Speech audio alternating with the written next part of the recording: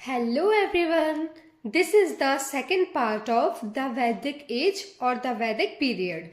वैदिक पीरियड का पहले पार्ट में हम डिस्कस कर चुके हैं वैदिक पीरियड की इकोनॉमिक और रिलीजियस कंडीशंस. इस वीडियो में हम पढ़ेंगे वैदिक टाइम पीरियड की सोशल और पॉलिटिकल कंडीशंस के बारे में. तो स्टार्ट करते हैं. जैसे कि मैं आपको पहले भी बता चुकी हूं कि हम कंपेयर करके पढ़ेंगे अर्ली वैदिक और लेटर वैदिक सोसाइटी को, ताकि हमें पता चले कि अर्ली वैदिक से लेटर वैदिक फेज में क्या क्या चेंजमेंट, क्या क्या डिफरेंसेस आए हैं. अर्ली वैदिक सोसाइटी से स्टार्ट करते हैं. जो अर्ली वैदिक सोसाइटी थी वो एक आर्यंस जो थे ना, उन्हें एक अपने लिए हेल्दी सोशल लाइफ डेवलप की थी. मतलब एक सिंपल प्योर सेक्रेड मतलब एक पवित्र तरीके का जो उनका सोशल एनवायरनमेंट था वो चलता था.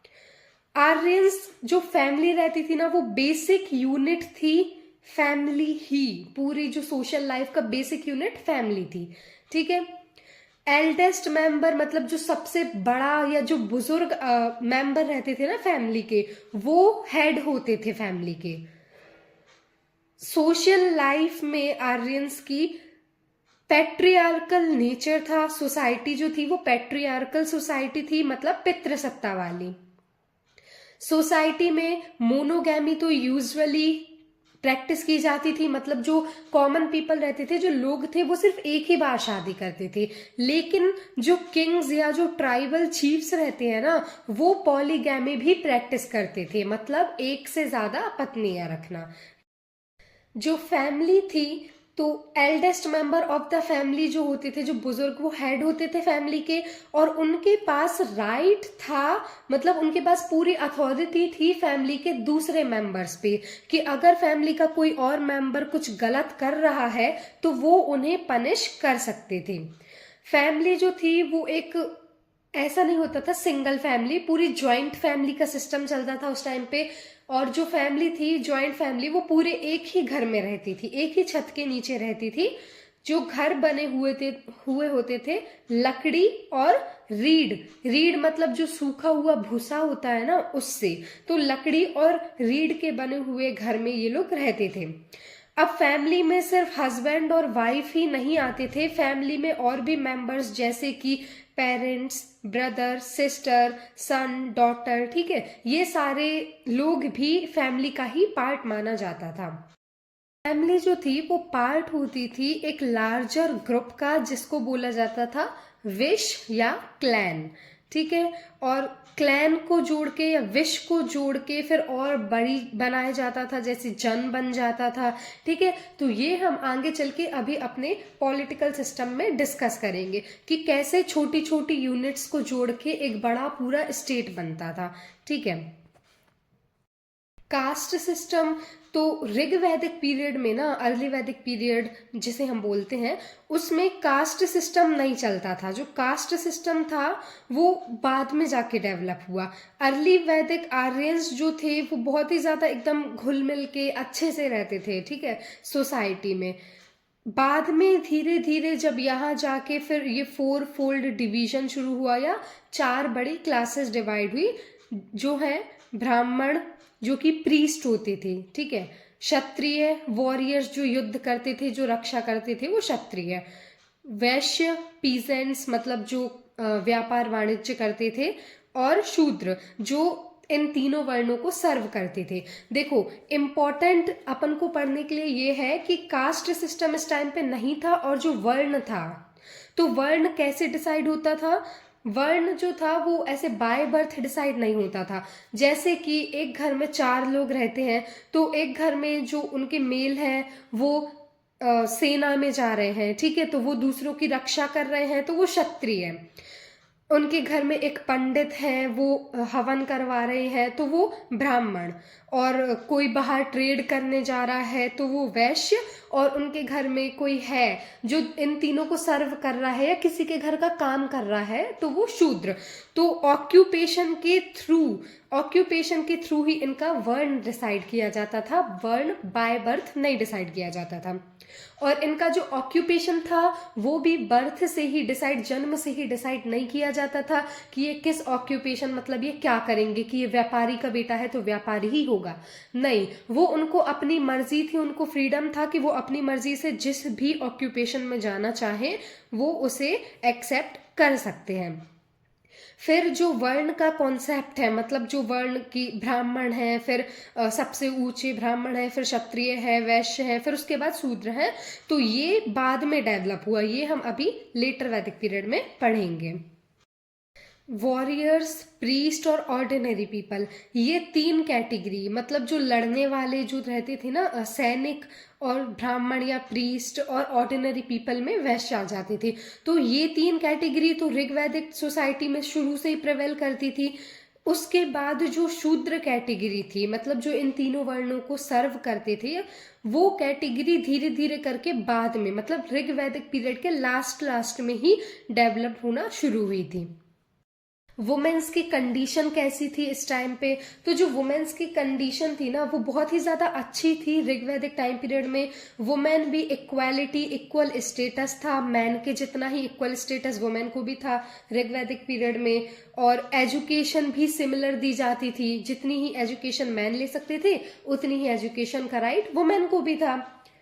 वुमेन्स जो थी वो अपनी मर्जी से अपना पति चुन सकती थी, ठीक है, मतलब उनको फ्रीडम था कि वो अपनी मर्जी से शादी कर सकती हैं, कि उनको अपनी जो उनको प्रोटेक्ट है वो कौन करेगा, अपनी लाइफ वो किसके साथ बिताना चाहती हैं। और वुमेन्स की शादी जो है वो प्यूबर्टी रीच होने के बाद ही होती थी, ठीक है, मतलब जब वो 14-15 साल की हो जाती थी, जब वो बड़ी हो जाती थी उसके बाद ही उनकी शादी कराई जाती थी। अब वुमेन्स की अच्छी कंडीशन हम इस चीज से भी समझ सकते हैं कि जो ऋग्वेद है उसमें कुछ मंत्र और हाइम्स ऐसे दिए गए हैं जो कि वुमेन ने लिखे हैं। जैसे कि कुछ वुमेन्स के नेम है इंपॉर्टेंट: लोपामुद्रा, शाश्वती, घोष। ये वुमेन्स के नेम है जिन्होंने, और भी कई वुमेन्स है पर ये हमें इंपॉर्टेंट याद रखने हैं कि इन वुमेन्स ने ऋग्वेद में हाइम्स लिखे हैं। वुमेन्स भी बहुत ज्यादा एजुकेटेड होती थी, ठीक है। और देखो, मैरिज में जो होता था वो दहेज का प्रथा या दहेज सिस्टम उस टाइम पे बिल्कुल नहीं चलता था, दहेज का कोई कंसेप्ट वहां पे नहीं था।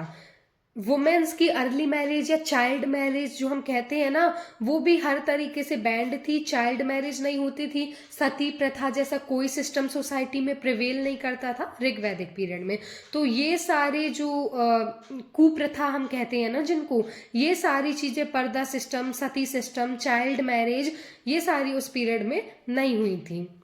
और विडोज, जो विधवा औरतें रहती थी, जो विडोज रहती थी, वो रीमैरी कर सकती थी, लेकिन रीमैरी वो सिर्फ तब कर सकती थी अगर जो विडो है वो उनका कोई बच्चा ना हो, ठीक है, तब ही वो रीमैरी कर सकती थी। अगर उनका कोई बच्चा होता था तो फिर उनकी रीमैरिज नहीं होती थी।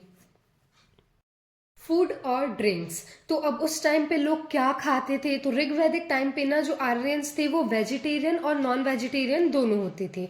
तो आर्यंस का स्टेपल फूड था, स्टेपल मतलब एक तरीके का कॉमन ही फूड के वहां पे सबसे ज्यादा क्या खाया जाता था, तो स्टेपल फूड उनका दूध था और दूध से बने हुए प्रोडक्ट्स जैसे कि बटर, घी, दही, पनीर, ये सारी चीजें वो लोग बहुत ज्यादा कंज्यूम करते थे। बेक्ड केक्स मतलब यहाँ पे केक से मतलब नहीं है, बेक्ड केक्स मतलब रोटी या जो पका हुआ हम कहते हैं ना खाना, उसमें बार्ली, वीट, राइस, ठीक है, तो ये सारी चीजें आ जाती हैं। फ्रूट और वेजिटेबल भी बहुत ज्यादा मात्रा में, जो वेजिटेरियंस थे वो लोग फ्रूट और वेजिटेबल से खाते थे। नॉन वेजिटेरियन में मीट ऑफ शीप, गोट, इनका मीट कंज्यूम किया जाता था। कुछ ओकेजन्स पे, जैसे कुछ त्योहारों पे या ओकेजन्स पे स्पेशली हॉर्स का फ्लैश कंज्यूम किया जाता था। मिल्क जो थी वो मोस्ट फेवरेबल ड्रिंक थी आर्यंस की, मतलब सबसे ज़्यादा उस टाइम पे दूध ही चलता था, मिल्क ही कंज्यूम किया जाता था। और कुछ जूस जैसे कि सोम प्लांट का निकला हुआ, सोम प्लांट से जो रस निकलता था जिसे हम सोम रस भी कहते हैं, तो सोम रस भी बहुत ही ज़्यादा पॉपुलर ड्रिंक था। और इसे हम सैक्रिफिशियल ड्रिंक भी कहते हैं क्योंकि ये ज़्यादातर भगवान को चढ़ाया जाता था, ऑफर किया जाता था। जो प्रीस्ट रहते थे वो इन सब इंटॉक्सिकेंट चीज़ों से दूर रहते थे, ठीक है। तो हनी वगैरह, जो मधु या हनी होती है वो भी यूज की जाती थी। जो प्रीस्ट रहते थे वो दान दक्षिणा में सिर्फ ग्रेन्स लेते थे, किसी भी प्रकार का ऐसा कोई जूस या लिक्विड नहीं लेते थे। ड्रेसेस और ऑर्नामेंट्स, देखो ऋग्वैदिक आर्यंस जो थे ना वो पर्टिकुलरली बहुत अच्छे से, बहुत इंटरेस्टेड थे ड्रेस और डेकोरेशन में, ठीक है। वो एकदम सिंपल तरीके से नहीं रहते थे, ये लोग अच्छे से ड्रेस्ड रहते थे और अपने आप को सजा हुआ रखते थे। इनकी जो ड्रेस रहती थी वो दो garment consisted of two garments, वसास लोअर गारमेंट और अधिवसा। अधिवसा मतलब अपर गारमेंट, नीचे पहने जाने वाले वस्त्रों को बोला जाता था वसास और ऊपर पहने जाने वाले वस्त्रों को बोला जाता था अधिवसा। जो वुमेन्स रहती थी वो नीचे वसास और ऊपर अधिवसास पहन के एक चुन्नी या स्टॉल जो होता है ना उसकी ड्रैपिंग भी की जाती थी, ठीक है, उसे भी ड्रैप किया जाता था। इनके जो कपड़े होते थे वो मेनली कॉटन, वुल या एनिमल स्किन से बने हुए होते थे।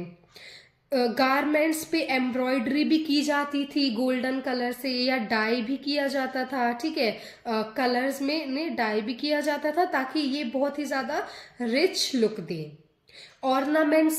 ऑर्नामेंट्स में इयररिंग्स, नेकलेस, आर्मलेट्स, ब्रेसलेट, गार्लेट्स, ये सारी चीजें यूज होती थी। उस टाइम पे भी बहुत ज्यादा शौक था लोगों को इयररिंग्स, नेकलेस पहनने का। और सिर्फ वुमेन्स ही नहीं, मैन भी ये सारे ऑर्नामेंट्स पहनते थे, इयररिंग्स, नेकलेस, आर्मलेट्स मतलब जो बाजूबंद होते हैं ना, बाजूबंद, ब्रेसलेट्स, गारलैंड्स, ठीक है। तो ये सारी चीजें सिर्फ वुमेन ही नहीं, मैन भी यूज करते थे।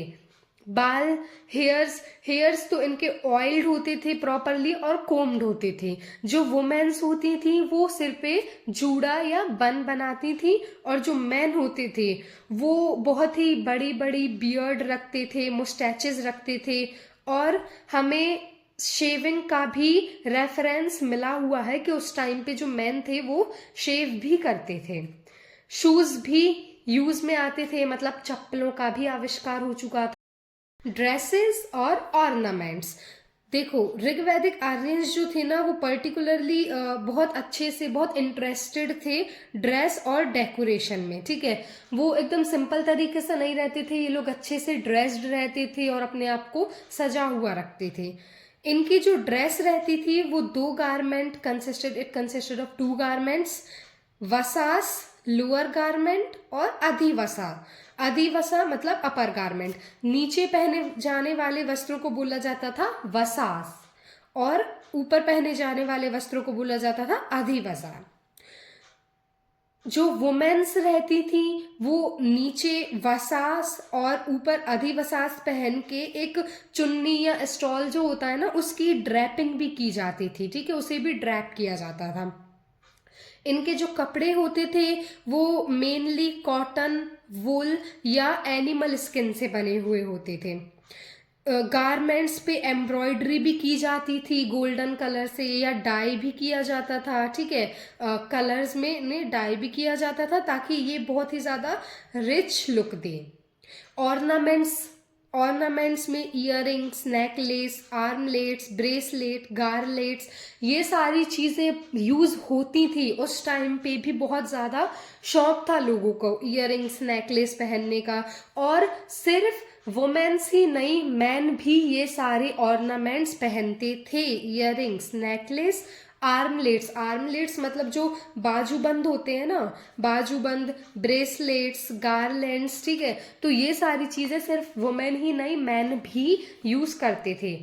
बाल, हेयर्स तो इनके ऑयल्ड होते थे प्रॉपरली और कोम्ड होते थे। जो वुमेन्स होती थी वो सिर पे जूड़ा या बन बनाती थी, और जो मैन होते थे वो बहुत ही बड़ी बड़ी बियर्ड रखते थे, मुस्टैचेस रखते थे।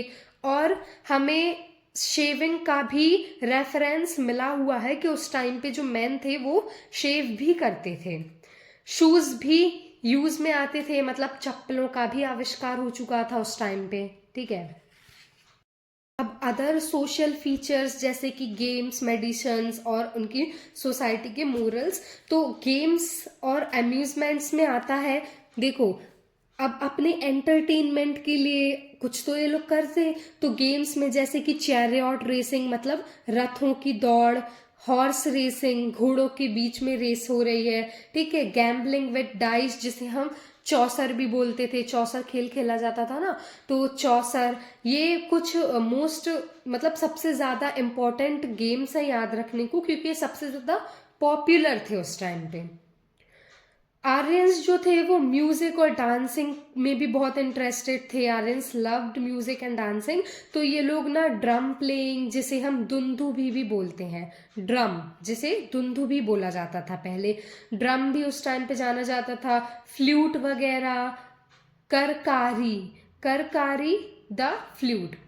ठीक है, तो ऐसे ही ये लोग बहुत अलग अलग तरीके के म्यूजिक और डांसिंग से अपना एंटरटेनमेंट करते थे। मेडिसिन्स, मेडिसन्स में जो हमें ऋग्वैदिक टेक्स्ट, हम जानते हैं ऋग्वैदिक टेक्स्ट में आयुर्वेदा उसका उपवेद है, और उसमें कितनी सारी मेडिसिनल प्रॉपर्टीज के बारे में लिखा हुआ है। तो जो फिजिशियंस थे ना, वो बहुत ही ज़्यादा जानते थे इन पेड़ पौधों से, जड़ी बूटियों से कैसे किस डिसीज को क्योर किया जाता है।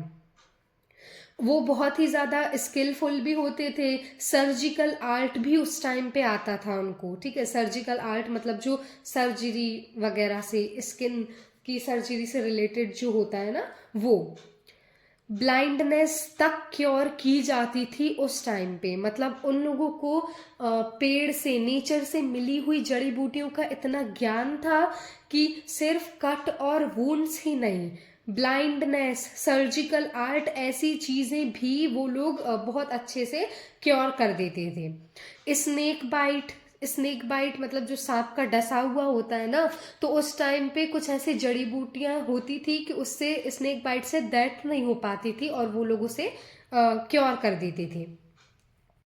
सोशल चेंजेस इन लेटर वैदिक पीरियड। देखो, ऋग्वैदिक पीरियड की सोसाइटी हम डिस्कस कर चुके हैं।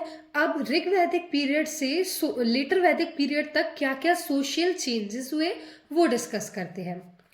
लेटर वैदिक पीरियड में भी फैमिली जो थी वो बेसिक यूनिट थी सोसाइटी की। यहां तक आते आते फैमिली बेसिक यूनिट थी, बट उसका कंपोजिशन चेंज हो चुका था। अब लेटर वैदिक पीरियड में जो फैमिलीज होती थी वो जॉइंट फैमिलीज होती थी। जॉइंट फैमिलीज भी वो जिनमें 3 से 4 जनरेशन्स साथ रहती थी। फैमिली का जो हेड होता था वो या तो फादर होते थे, या जो एल्डेस्ट मेल होते थे वो फैमिली के हेड होते थे। फादर की एब्सेंस में जो सारी ड्यूटीज थी, या जो हेड हम जैसे बोल सकते हैं, वो ब्रदर को बनाया जाता था। जो एल्डेस्ट ब्रदर होता था वो हेड होता था उस टाइम पे।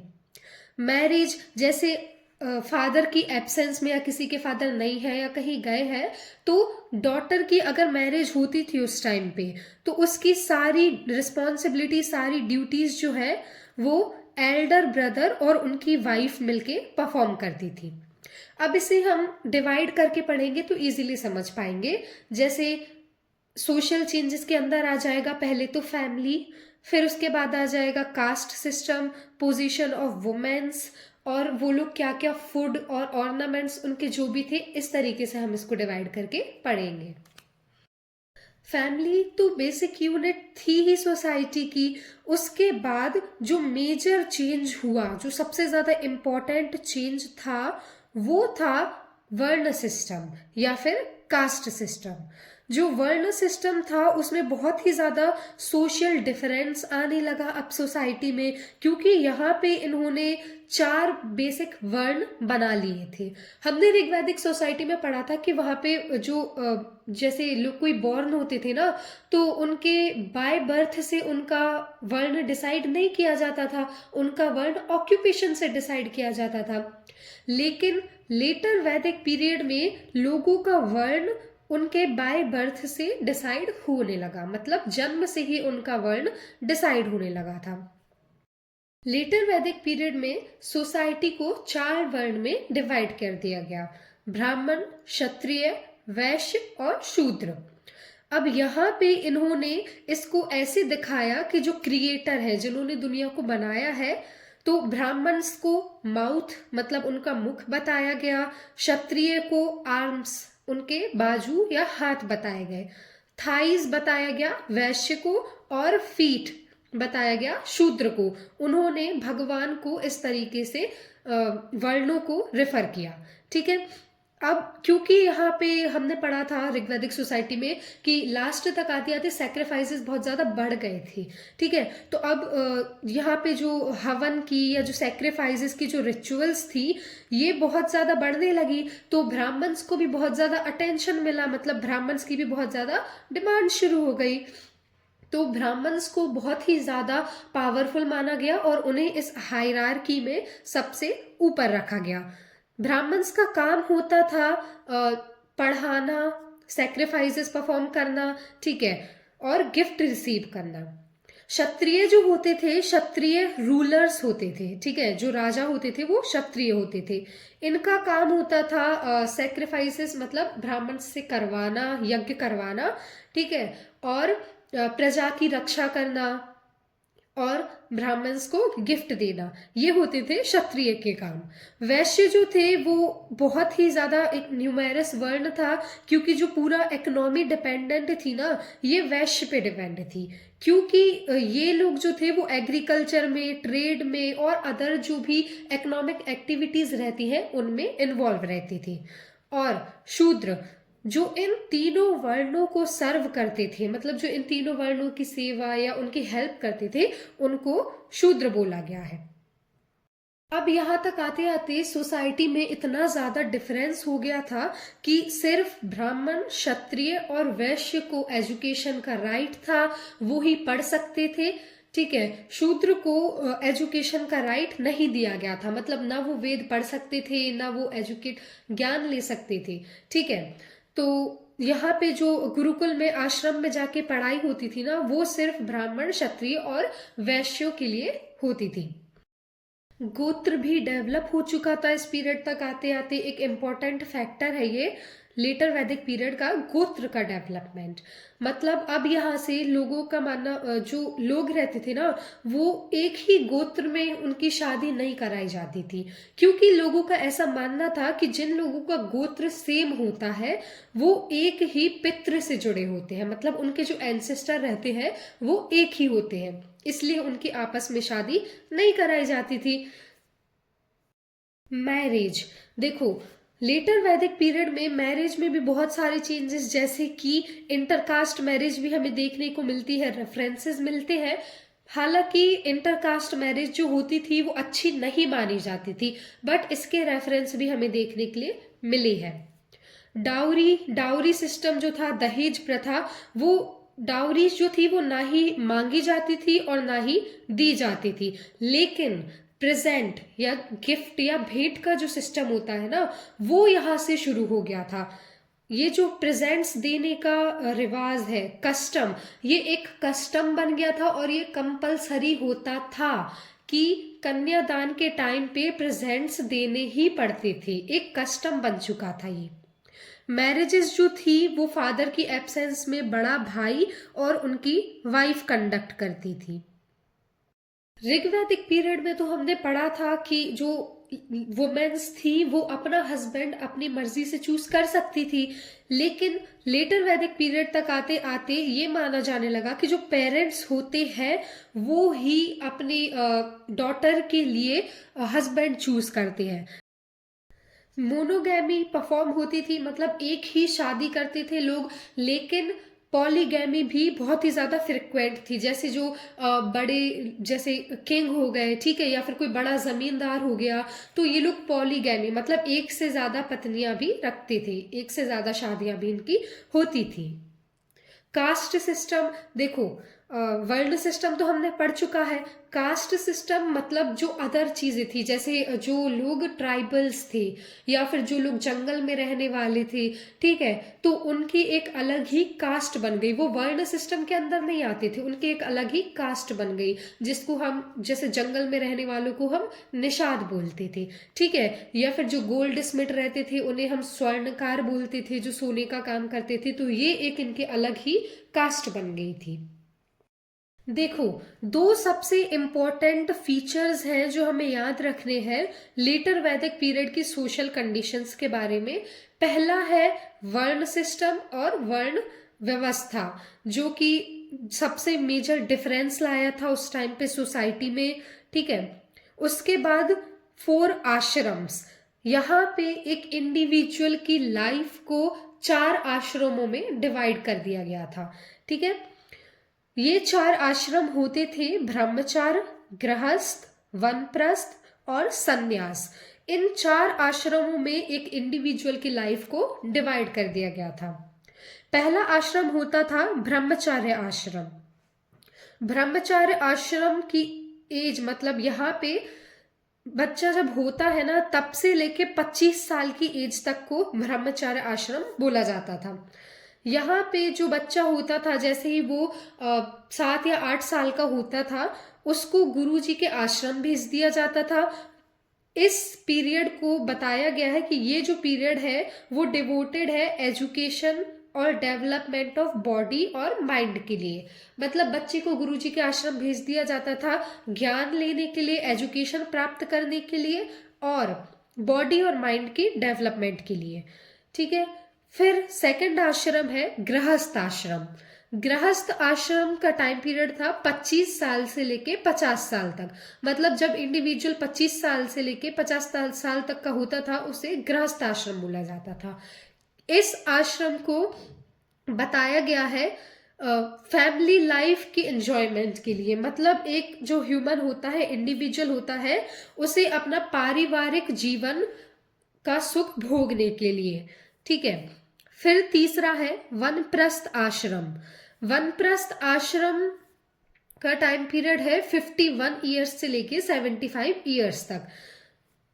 ये आश्रम, ये वो पीरियड बताया गया है जहां पे इंडिविजुअल को अपनी फैमिली छोड़ के, अपनी विलेज छोड़ के, सारी लग्जरियस लाइफ सब कुछ छोड़ के उसे कंप्लीटली डिटैचमेंट, मतलब सारी संसारिक दुखों से या लोगों से दूर डिटैच हो जाना चाहिए, ठीक है। अपनी लाइफ को जो है वन में जाके अकेले बिता के भगवान को स्मरण करना चाहिए। फिर फोर्थ है संन्यास आश्रम। संन्यास आश्रम स्टार्ट होता है 76 ईयर्स से और ये डेथ तक चलता रहता है। जब तक डेथ नहीं हो जाती है तब तक ये चलता रहता है। संन्यास आश्रम में एक इंडिविजुअल को जंगल में जाके रहना पड़ता था, अपनी परिवार और अपनी विलेज से दूर, ठीक है। ये जो होते थे ये मतलब ऐसे कपड़े नहीं पहनते थे। ये जो होते थे वो बार्क बार्क मतलब जो पेड़ की छाल होती है ना, उनसे बने हुए कपड़े पहनते थे। और संन्यास आश्रम में बताया गया है कि इनको कम से कम एक दिन में 5 बार तो हवन, यज्ञ या फिर सैक्रिफाइसेस परफॉर्म करने ही होते थे, ताकि हम कह सकते हैं संन्यास आश्रम में माना जाता था कि आत्मा का परमात्मा से मिलन, मतलब भगवान को ढूंढने की राह पे ये लोग निकल जाते थे। Position of womens in later Vedic society. अब सोसाइटी में वुमेन्स की कंडीशन क्या हुई थी वो देखते हैं। वुमेन्स की जो कंडीशन थी वो बहुत ही ज्यादा डिट्योरेट हो गई थी, मतलब बहुत ही ज्यादा खराब हो गई थी, क्योंकि अब देखो यहाँ पे वुमेन्स जो थी उनने अपना पढ़ने का अधिकार खो चुका था। ऋग्वैदिक सोसाइटी में हमने देखा था कि जो वुमेन्स थी उन्होंने वेद में भी कुछ मंत्र लिखे हैं, मतलब वो लोग पढ़ सकती थी, उन्हें एजुकेशन का राइट था। लेकिन लेटर वैदिक सोसाइटी में वुमेन्स ने उपनयन सेरेमनी बेसिकली होती है एजुकेशन के लिए, ठीक है। जब एजुकेशन स्टार्ट करते हैं उसके पहले उपनयन सेरेमनी होती है, उसके बाद ही एक बच्चा जो रहता है उसकी एजुकेशन शुरू होती है। तो वुमेन्स ने अपना उपनयन सेरेमनी का राइट खो दिया था, उनकी कंडीशन बहुत ही ज्यादा खराब हो गई थी। अब लेटर वैदिक पीरियड में ऐसा माना जाने लगा था कि अगर एक डॉटर हुई है या अगर एक लड़की हुई है तो वो ही सारे दुखों का कारण है। एक लड़की को ही सोर्स ऑफ मिसरी माना जाने लगा, मतलब उसको ही सारे दुखों का कारण माना जाने लगा, और बेटा जो लड़का रहता था उसको फैमिली का सेवियर माना जाने लगा। क्योंकि लोगों को ऐसा लगता था कि जो लड़का होता है वो आगे जाके कुछ काम करेगा, घर चलाएगा, इसलिए उसे सेवियर ऑफ फैमिली माना जाने लगा। यहाँ पे लेटर वैदिक पीरियड में वुमेन्स ने ट्राइबल असेंबली में जाने से भी उनको प्रोहिबिट कर दिया गया। ऋग्वैदिक पीरियड में हमने देखा था कि जो वुमेन्स थी वो सभा और समिति में पार्ट लेती थी, ठीक है, उनका भी ओपिनियन कंसिडर किया जाता था। लेकिन यहाँ पे लेटर वैदिक पीरियड में उन्हें प्रोहिबिट कर दिया गया ट्राइबल्स असेंबली में जाने से। वुमेन्स की जो पोजीशन थी वो बहुत ही ज्यादा डाउन हो गई थी। अब उनकी जो रिलीजियस सेरेमनीज में जो पहले वो पार्ट लेती थी वो भी उन्हें बंद कर दिया गया। Food and drinks, letter Vedic society में लोग क्या खाते थे उन, ठीक है, तो लेटर वैदिक पीरियड में लोग वेजिटेरियन और नॉन वेजिटेरियन दोनों होते थे। जो लोग वेजिटेरियन होते थे उनके लिए सबसे इम्पॉर्टेंट सीरियल्स जो होते थे वो थे बार्ले और राइस। बार्ले और राइस उस टाइम का मोस्ट प्रिंसिपल फूड है, ठीक है। Milk one of the principal ingredient, क्योंकि मिल्क जो दूध जो रहता था उससे बहुत ही सारी चीजें बनाई जाती थी, जैसे कि चावल में दूध डाल के और शक्कर डाल के उसे खीर बनाया जाता था, दूध से दही जमा दिया जाता था, ठीक है। तो एक जो मिल्क था वो प्रिंसिपल इंग्रेडिएंट था।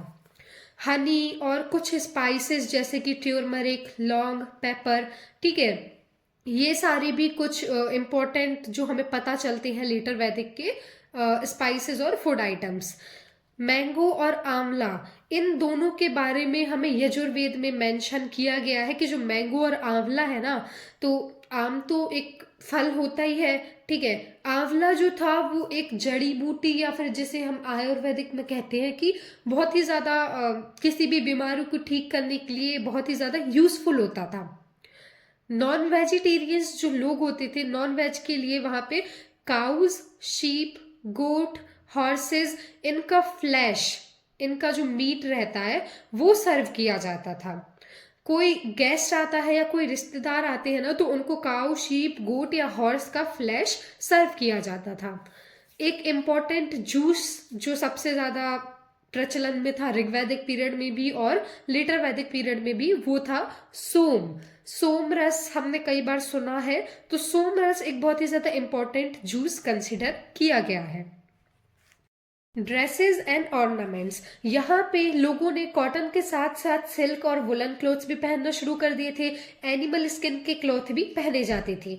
गारमेंट्स को यहाँ पे 3 तरीके से डिवाइड किया गया है, नूर, वास और अधिवसाव।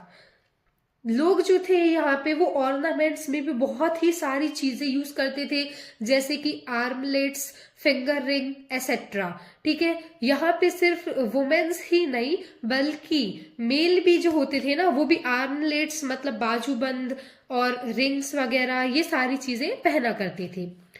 निष्क, सिल्वर, एक निष्क होता है, कॉइन्स होते हैं ना जैसे, वैसे ही सिल्वर कॉइन्स जो कि सिल्वर कलर वाले कॉइन्स जो कि गले में पहनने का हार टाइप से होता था।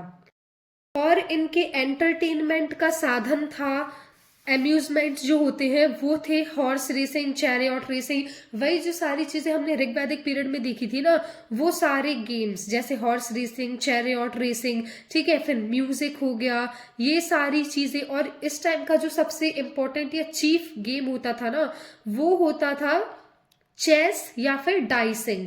डाइसिंग मतलब चौसर जिसे हम कहते हैं, ठीक है, पासे फेंकना, वो यहाँ पे सबसे इम्पोर्टेंट खेल माने गए हैं। ये थी हमारी लेटर वैदिक सोसाइटी। लेटर वैदिक सोशल कंडीशन में सबसे ज्यादा इंपॉर्टेंट पॉइंट नोट करने वाले हैं वर्ण सिस्टम या कास्ट सिस्टम, चारों आश्रम, पोजीशन ऑफ वुमेन, मैरिजेस, ये सारी चीजें हमें इंपॉर्टेंटली नोट करनी है। I hope you like this video. Like, share and subscribe my channel.